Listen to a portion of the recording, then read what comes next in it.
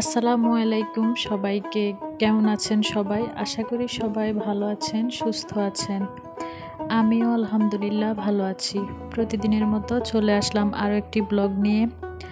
আজকে নাস্তা কিভাবে বানালাম সেটা দেখালাম না। সকালবেলা রুটি বানিয়েছি আর আমার জন্য আর আমার মেয়ের জন্য আর কি পরোটা বানাইছি। এখানে মোট 16টা রুটি আর কি বানাইছি। আমি আর আমার শাশুড়ি আম পছন্দ করি, সেজন্য আমরা আম দিয়ে খেয়েছি। তারপরে একটা আর কি চা দিয়ে আর কি খেলাম।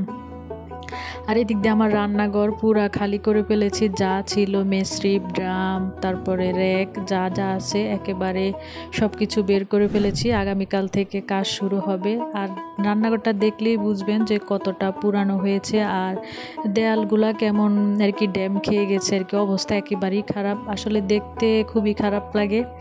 আর জানালাগুলাও একেবারে শিরিষ কাগজ দিয়ে আর কি লোক দিয়ে, ওই দিন দেখালাম লোক দিয়ে আর কি ঘষে নিয়েছি। এগুলো আর কি রং করা হবে। সেজন্য কয়েকদিন তো আপনারা দেখতেই পারতেছেন যে বাহিরে রান্না করতেছি। আর যে কয়টা জিনিস একেবারে ঘরে না থাকলে না, সেগুলাই আর কি এখানে রেখেছি আর সব কিছু বের করে ফেলেছি। তো এদিক দিয়ে দুপুরে রান্না বান্না করার জন্য বাহিরে চলে গেলাম। আজকে একেবারে সিম্পল কিছু রান্না করব। ওই কয়েকদিন যেহেতু বাড়ি খাবার রান্না করা হয়েছে, এদিক দিয়ে হচ্ছে আমি যেহেতু কচু শাকটা আসলে পছন্দ করি, কাটার জন্য বা ধোয়ার জন্য বেশি একটা খাই না। তো আমার একটা ভাবি সব সময় দেখা গেছে যে উনি কচু শাক রান্না করলে আমাকে দিয়ে যায়। সেজন্য আর কি এখানে আমার জন্য কচু শাক আর কি ফ্রিজে রেখে দিয়েছিল, তো পাঠাইছে কচু শাক আর কচু সিদ্ধ করে আর কি রেখে দিয়েছিল ফ্রিজে। আর এদিক দিয়ে কিন্তু আমি ভাত বসিয়ে দিয়ে কিন্তু প্রত্যেক দিন আর কি এখানে বসে বসে কাটাকুটি করি। আর দেখা গেছে যে গ্রামের বাড়িতে বাহিরে রান্না করতে একটু ভালোই লাগে আমার কাছে। বাহিরে বাতাস, তারপর ঘরের ভিতরে দেখা গেছে যে রান্না করলে একটু গরমটা বেশি লাগে। আর দেখা গেছে আমি যখন রান্না করি জানালা বন্ধ করে আর কি রান্না করতে হয়, না হলে আর কি বাতাসে আগুন মানে লাগে না তত একটা। আর বাহিরে রান্না করতে গেলে কিন্তু ওই জিনিসটা আমার করতে হয় না, আমার কাছে ভালোই লাগে খোলামেলা পরিবেশে। তো এখন থেকে চিন্তা করতেছি ঘরের রান্নাঘরটা যদি ঠিক করি আর এই রান্নাঘরে যদি দরজা লাগিয়ে নেই আর কি, তাহলে সব কিছু এখানে রান্না করব আর দুপুরবেলা আর কি বাহিরে রান্না করব আর কি, এটাই ভাবতেছি। এই ঘরটা আর কি ঠিক করব। আর আজকে রান্না করব পুঁই শাক দিয়ে শুটকি, লইট্টা শুটকি। এটা আমার হাজব্যান্ডের অনেক পছন্দ। আজকে একেবারে সিম্পল খাবার। লইট্টা শুটকিটা আগে টেলে নিয়েছি, তাহলে আর কি একটু ঘ্রাণ আসে শুটকিটা থেকে। আর এদিক দিয়ে আমার ফুল গাছগুলা দেখেন মাশাআল্লাহ কত সুন্দর লাগতেছে। তো এগুলো প্রতিদিনই একটু শেয়ার করি, আমার কাছে আর কি ভালো লাগে, সেজন্য একটু শেয়ার করি আপনাদের সাথে। এদিক দিয়ে রান্না তো করতেছি আর এদিক দিয়ে একটু বাহিরে আবার বাহিরে যাই, ঘরে যাই। আর আমার চাচাতো ননদ প্রায় ভিডিওতে তো বলি, উনি কিন্তু কিছু পেলে খায় না আমাদের। তো ওনার হাজব্যান্ড আর কি কাঁচা আম আনছে, তো কাঁচা আম দিয়ে গেল আর কি আমাদেরকে। তো মেয়ে বলতেছে কাঁচা যেহেতু তাহলে ভর্তা বানিয়ে খাই।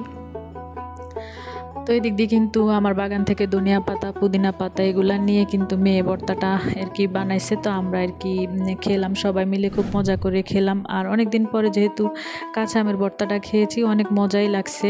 আর আজকে কিন্তু অনেক রোদ উঠছে বাহিরে। তো আমার রান্না শেষ, এখানে কচু ভাজি করেছি, পুঁই শাক দিয়ে লইট্টা শুটকি আর করলা ভাজি।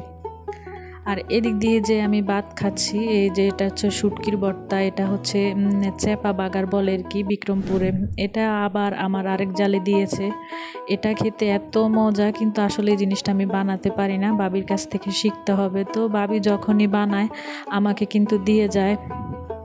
এই চেপা বাগারটা আর কি অনেক মজা লাগে গরম ভাতের সাথে। আর আসলে টাইটেলে কেন বলছি যে আসলে আন্তরিকতা মাখা আমাদের গ্রামই বলতে পারেন। আসলে যেহেতু আমাদের খামার আছে, আমরা দুধ বিক্রি করি। শুধু বাড়ির মানুষ না, বাড়ির আশেপাশের যত মানুষই আছে দেখা গেছে যে সবাই আমাকে অনেক ভালোবাসে।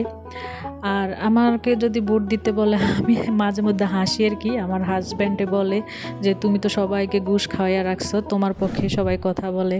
আসলে সবাই আমাকে অনেক ভালোবাসে, হয়তো হাত থেকেও না একজন দুইজন ছাড়া আর কি, সবাই আমাকে অনেক পছন্দ করে।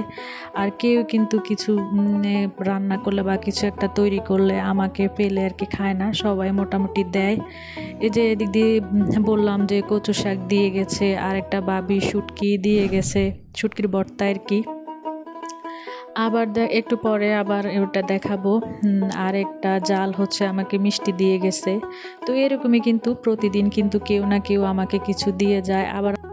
আমিও কিন্তু সবাইকে দিয়ে খাই। আসলে একা একা কোনো কিছু খেতে ভালো লাগে না। দেখা গেছে যে আমার হাজব্যান্ড ফল আনুক বা যে কোনো কিছুই আনুক, দেবরের ছেলে মেয়ে, বাসুরের ছেলে মেয়ে সবাইকে দেই। আবার দেখা গেছে যে একজন যদি ঘরে আসে হাতে দিয়ে দেই, এরকমই করি আর কি। আসলে ভালো লাগে না একা একা খেতে, সবাইকে দিয়ে খাই। তো দেওয়ার মতো মন মানসিকতা তো সবাই থাকে না।